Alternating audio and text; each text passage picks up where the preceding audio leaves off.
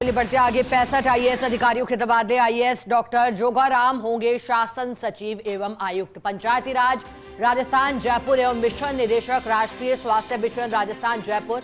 IAS Rajan Vishal होंगे mission निदेशक जल जीवन मिशन राजस्थान जयपुर। आईएएस कन्हैयालाल स्वामी होंगे संभागीय आयुक्त जोधपुर। आईएएस शिव प्रसाद डकाते बदन होंगे प्रबंध निदेशक ऊर्जा विकास एवं आईटी सर्विसेज जयपुर। आईएएस संदेश नायक जिला कलेक्टर जिला मजिस्ट्रेट जयपुर लगाए गए हैं। आईएएस शिवांगी स्वर्णकार को विशिष्ट शासन सचिव वित्त विभाग जयपुर लगाया गया है। आईएएस अनुपमा जोरवाल को लगाया है जिला कलेक्टर एवं जिला मजिस्ट्रेट जैसलमेर। आईएएस ओम प्रकाश कसेरा को लगाया है आयुक्त नगर निगम जयपुर। आईएएस नमित मेहता को आयुक्त आबकारी एवं पदेन निषेध निदेशक लगाया गया है। आईएएस नम्रता विश्नी को विशिष्ट शासन सचिव खान एवं पेट्रोलियम जयपुर लगाया है। आईएएस आलोक रंजन को जिला कलेक्टर एवं जिला मजिस्ट्रेट जोधपुर लगाया है। आईएएस अरविंद कुमार पोसवाल को आयुक्त आवासन मंडल जयपुर लगाया है।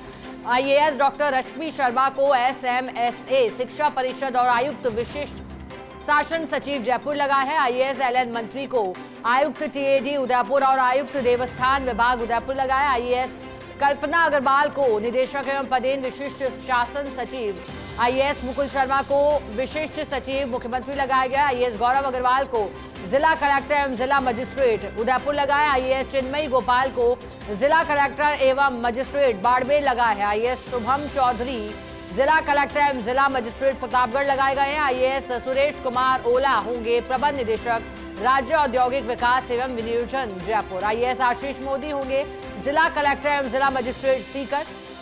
आईएएस अंकित कुमार को जिला कलेक्टर एवं जिला मजिस्ट्रेट फलौदी लगा है। आईएएस प्रियंका गोस्वामी होंगी स्टेट मिशन निदेशक आजीविका परियोजना एवं स्वयं सहायता समूह जयपुर। आईएएस राजेंद्र कुमार वर्मा को संयुक्त शासन सचिव गृह विभाग जयपुर लगा है। आईएएस अल्पा चौधरी को भू प्रबंधक आयुक्त एवं पदेन निदेशक बंदोबस्त जयपुर लगा है। आईएएस बाबूलाल गोयल को आयुक्त चिकित्सा शिक्षा विभाग जयपुर लगा है। आईएएस बाल मुकुंद असावा होंगे जिला कलेक्टर एवं जिला मजिस्ट्रेट 12। आईएएस बचनेश कुमार अग्रवाल होंगे आयुक्त कोटा विकास प्राधिकरण। आईएएस नीलाभ सक्सेना को आयुक्त उद्योग वाणिज्य एवं कॉर्पोरेट सामाजिक जिम्मेदारी जयपुर लगाया। आईएएस निशांत जैन को लगाया जिला कलेक्टर और जिला मजिस्ट्रेट बीकानेर। आईएएस सौरभ स्वामी को लगाया है प्रबंध निदेशक राजपेट जयपुर। आईएएस अंजलि राजौरिया को संयुक्त शासन सचिव गृह विभाग जयपुर। आईएएस टीना डाबी को जिला कलेक्टर और मजिस्ट्रेट टोंक लगाया गया है। अधिक जानकारी लेंगे एसोसिएट एडिटर ऐश्वर्य प्रधान अब ऐसा जुड़ गए। ऐश्वर्य जी, 65 आईएएस अधिकारी हैं, जंबो सूची है, अब क्या विशेषता और खासियत आप देख पा रहे हैं इस सूची की? देखिए, इस सूची को लेकर मुख्यमंत्री के स्तर पर लगातार मंथन का दौर चल रहा था। मुख्यमंत्री स्वयं इस कोशिश में थे कि जो वाकई में रिजल्ट ओरिएंटेड अधिकारी हैं उन्हें अब लगाया जाए। हालांकि चर्चाएं तो जनवरी महीने से शुरू हुई कि जनवरी में आएगी, फरवरी में आएगी, मार्च में आएगी, ऐसे कई तरीके की चर्चाएं चलती रही। लेकिन मुख्यमंत्री इस बात को अच्छे से जानते हैं कि किस अधिकारी को कहां पर लगाया जाना है, क्योंकि मुख्यमंत्री स्वयं भी ब्यूरोक्रेसी में बहुत अच्छी जानकारी है वो रखने लगे हैं। क्योंकि जब वो संगठन से सीधे मुख्यमंत्री बने थे तो शुरुआती दौर में उनको काफी एक्सरसाइज करनी पड़ी थी, लेकिन अब उन्हें ब्यूरोक्रेसी पर पीएचडी है। तो ऐसे में वो जानते थे कि किसको कहां लगाया जाए। अब जैसे मिसाल के तौर पर जितेंद्र सोनी को सीएमओ में लाया गया है।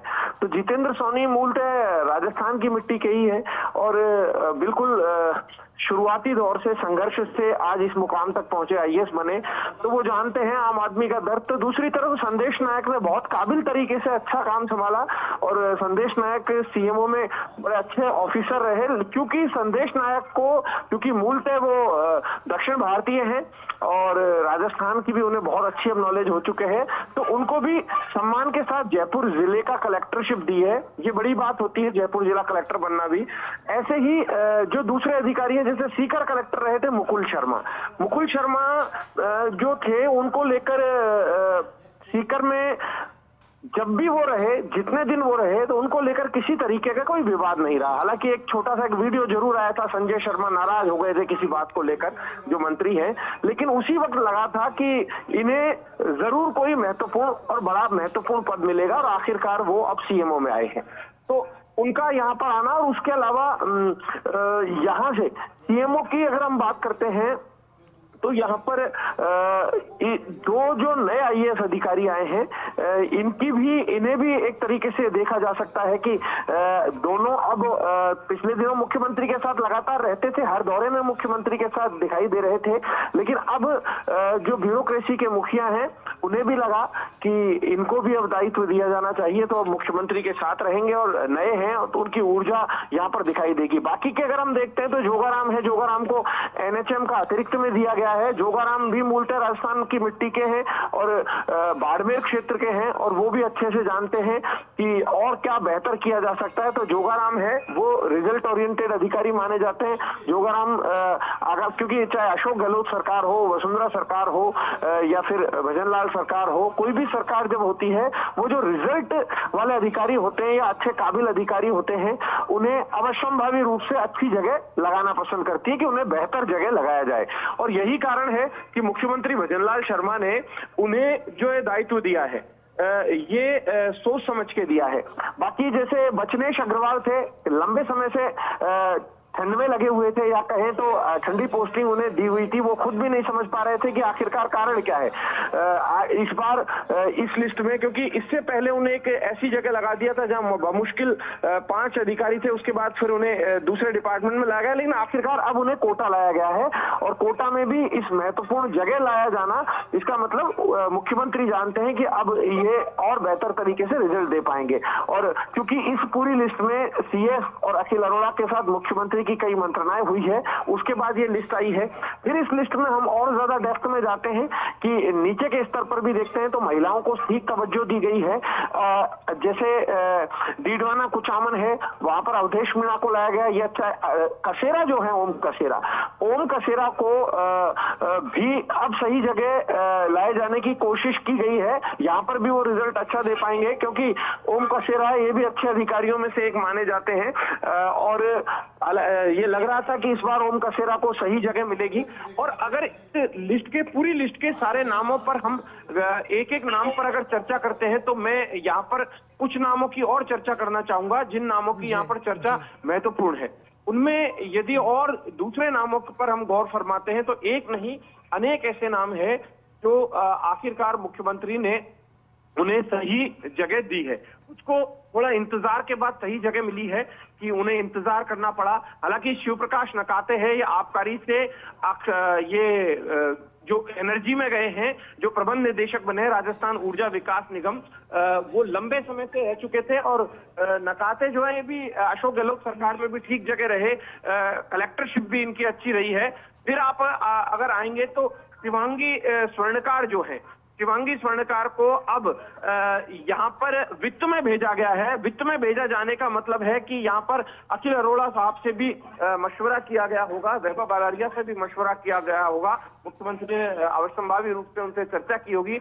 अरविंद पोसवाल लंबे समय मेवाड़ में रहे और मेवाड़ में रहने के बाद मुख्यमंत्री के कार्यालय आए और मुख्यमंत्री कार्यालय से अब आवासन मंडल गए हैं।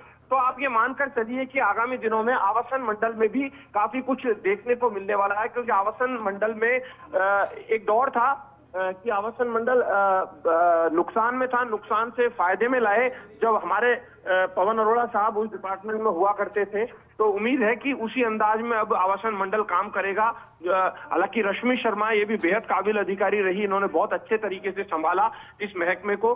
बाकी के अगर हम और ज्यादा आते हैं तो दूसरे जो अधिकारी है, जैसे कल्पना अग्रवाल टोंक से अब जयपुर आई है। कल्पना अग्रवाल मनीष अग्रवाल की धर्मपत्नी है जो आईपीएस है और ये भी कलेक्टरशिप का मौका इन्हें काफी अच्छा मिला है, लगातार कलेक्टरशिप करती रही है। और दूसरी तरफ अगर हम और नीचे अधिकारियों की बात करें तो सुरेश ओला है, इन्हें उद्योग में ही दूसरी जिम्मेदारी की तरफ लगाया गया। लेकिन एक और चर्चित नाम आशीष मोदी। आशीष मोदी को जिस तरीके का उनका नेचर है, कलेक्टरशिप के लिए बहुत अच्छी कलेक्टरशिप कर सकते थे, ये सब जानते थे। लेकिन क्योंकि उन्हें इससे पहले अलग अलग महकमों में रहने के बाद एजुकेशन में भी वो रहे, लेकिन अब सीकर जैसे जिले की कमान उन्हें मिलना तो वो बैलेंस अच्छे से कर पाएंगे, क्योंकि सीकर में कॉमरेड भी है, कांग्रेस भी अपने आप में मजबूत मानी जाती है। तो आशीष मोदी अच्छे से संभाल पाएंगे, क्योंकि मुकुल शर्मा जैसा ही वहां अधिकारी चाहिए था। तो अब मुझे लगता है कि आशीष मोदी और बेहतर तरीके से कर पाएंगे। बाकी अल्पा चौधरी को सिरोही से भू प्रबंधन आयुक्त की तरफ लाया गया है। उसके अलावा नीचे निशांत जैन की हम बात करते हैं तो जयपुर विकास प्राधिकरण से बीकानेर जैसा जिला मिला। ये इस पूरी लिस्ट में दो साहित्यिक व्यक्ति हैं, एक निशांत जैन और दूसरे जितेंद्र सोनी। जितेंद्र सोनी बस थोड़ा सा अंतर यह है कि जितेंद्र सोनी फोटोग्राफर भी उम्दा माने जाते हैं और निशांत जैन जो है वो भी बड़ा अच्छा लिखते हैं, उनकी हिंदी बड़ी अच्छी है, हिंदी पर बड़ा अच्छा पकड़ है। हालांकि निशांत जैन थोड़ा सा सुर्खियों से दूर रहते हैं, अपनी लेखनी के माध्यम से समय समय पर कुछ ना कुछ अपनी कृतियों को लोगों के सामने पेश करते रहते हैं। उसके अलावा गौरव सैनी आयुक्त नगर निगम रहे और गौरव सोनी, हालांकि जो अक्सर होता है कि जब सरकार को रेवेन्यू की जरूरत होती है नगर निगम को तो थोड़ी सख्तियां भी करनी पड़ती है, तो हो सकता है उस वजह से थोड़ा बहुत कुछ एक जनप्रतिनिधि जो होते हैं, पूर्व पार्षद जो आप अभी वर्तमान के पार्षद कहे जा सकते हैं, चुनाव तो होने हैं, उनकी थोड़ी बहुत नाराजगी रही हो, लेकिन गौरव सैनी ने अच्छे से संभाला, अकेले ने संभाला पूरा। और गौरव सैनी को यहाँ से दूसरी जगह भेजा गया है और गौरव सैनी को जब जेडीए में लगाया गया तो मानकर चलिए गौरव सैनी की काबिलियत पर पूरा लगातार भरोसा मुख्यमंत्री भजनलाल शर्मा को है। और जो व्यक्ति नगर निगम में रह लिए हैं तो आप ये मानकर चलिएगा कि नगर निगम में रहने के बाद अब वो अच्छे तरीके से संभाल पाएंगे जेडीए में भी, चूंकि सचिव हैं। उसके अलावा यहाँ पर सौम्या झा को दौसा भेजा गया है। सौम्या झा एक ऐसी अधिकारी है जिन्हें कलेक्टर बनाया गया है, पहले इन्हें आईसी में लगा दिया गया था, तो मुझे लगता है सौम्या झा के लिए बड़ा मौका है पूर्वी राजस्थान जैसे क्षेत्र में अपने आप को और अच्छे तरीके से प्रूव करना। सौम्या झा के सामने अच्छा मौका माना जा सकता है। बाकी के दो अधिकारी जो हैं जिनका मैं जिक्र करूंगा वो जो मुख्यमंत्री कार्यालय में थे, अक्षय कुमार सिंह, और जिनको मुख्यमंत्री कार्यालय में यथावत रखा गया है, मुख्यमंत्री कार्यालय में रहेंगे, और दूसरे हैं रजत यादव। ये दोनों अब यहीं पर रहेंगे मुख्यमंत्री। और रिया डाबी जो है टीना डाबी की बहन, उन्हें भी आप देखिए कि अच्छा मौका दिया गया है। और एक दलित अधिकारी हैं, दलित समाज से आते हैं दोनों बहन, और दोनों ने अपना एक अलग मुकाम बनाया है, तो इन्हें यहाँ ओएसडी लगाया गया है। तो एक महिला भी बेहद जरूरी होती है। कई ऐसे प्रकरण होते हैं महिलाओं से जुड़े, कई बार जन सुनवाई में भी ऐसी समस्याएं आती हैं जिनको भी देखा जा सकता है। जब ओएसडी है तो कई महत्वपूर्ण टास्क होंगे, लेकिन ये देखना ये होगा कि मुख्यमंत्री कार्यालय में जिन्हें लगाया गया है उन्हें जिम्मेदारी अखिल अरोड़ा देंगे। अखिल अरोड़ा जो है वो अपनी टीम और मजबूत कर पाए हैं, और मुझे लगता है कि अखिल अरोड़ा की जो ये टीम है ये अब तक की अच्छी और बेहतर टीम मानी जाएगी। और जी कुछ एक नाम है जिन पर मैं यहाँ पर चर्चा करूंगा। जी बिल्कुल ऐश्वर्या जी, और इस सूची की इंटर्नशिप से लेकर के पीएचडी तक की पूरी कहानी आपने समझाई है, और कह सकते हैं कि गहन शोध आधारित भी और गहन सोच आधारित भी, और जैसा कि आपने बताया कि एक बड़ा जिम्मा यहाँ दिया गया है। ऐश्वर्या जी, आप अपनी बात पूरी कीजिएगा। जी, यदि आप सुन पा रहे हैं।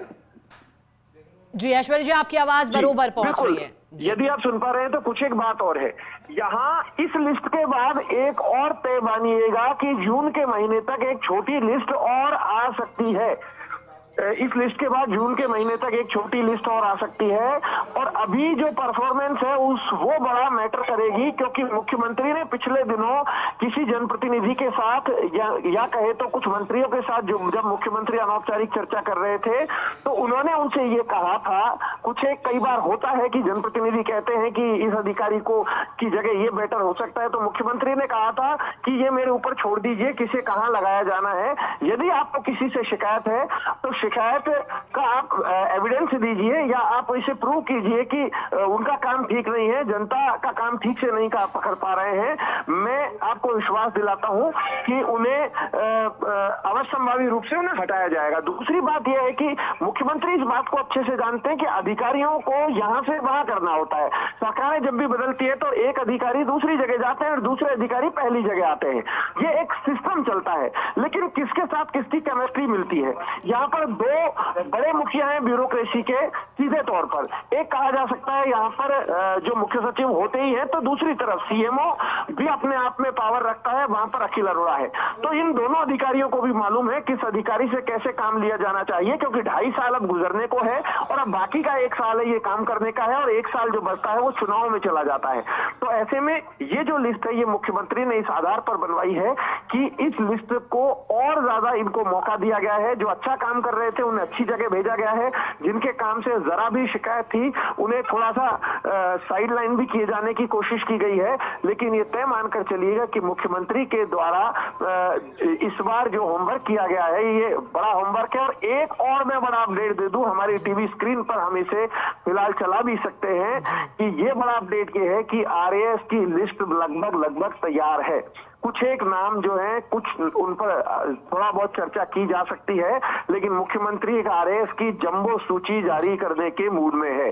अब ये तय मुख्यमंत्री को करना है कि मुख्यमंत्री कब हरी झंडी देंगे। मुझे लगता है कि मुख्यमंत्री शायद इसमें थोड़ा वक्त लगाएंगे, क्योंकि जब तक इस सूची का पोस्टमार्टम भी होगा और उसके अलावा इस सूची के आधार पर, क्योंकि जो कप्तान बदले हैं अलग अलग जगह के अलग अलग जो महकमों के, तो उस आधार पर भी कई अधिकारी जो है वो आने होते हैं। तो किस तरीके के अधिकारी आएंगे देखना है। लेकिन मैं आपको अपडेट दे दूं, ऐसे अधिकारी जो लंबे समय से एक ही जगह पर जमे हैं, जिनका रिजल्ट कुछ नहीं आ रहा है, उन अधिकारियों का जाना लाजमी है। मुझे लगता है कि मुख्यमंत्री अपनी जो जनप्रतिनिधियों वाली टीम है या मंत्री हैं, मंत्रियों से अवश्य चर्चा करेंगे और पूछेंगे भी कि कौन बेहतर और हो सकता है। उनसे भी सलाह इस बार लेंगे। आरएएस की लिस्ट जब आएगी मुख्य सचिव से भी लेंगे और परफॉर्मेंस भी देखेंगे। और पिछली लिस्ट में भी आपने देखा होगा कि जब पिछली आईएएस की लिस्ट आई थी तो उन्होंने ऐसे अधिकारियों को भी साइडलाइन किया जिनके लिए कहा जाता था कि इन्हें हटाया जाना मुश्किल है, ये संभवतः इसी जगह रहेंगे। तो आगामी दिनों में और कुछ ऐसा देखा जा सकता है। बिल्कुल ऐश्वर्या जी, जैसे आपने कहा कि इसमें बेहतरीन संतुलन यंग ब्लड और अनुभवी के बीच किया गया है, साथ ही होमवर्क और क्लास वर्क भी बेहतरीन तरीके से डन है। बहुत शुक्रिया ऐश्वर्या जी आपका साथ जुड़ने के लिए, पूरी सूची पर विस्तार से जानकारी और चर्चा के लिए।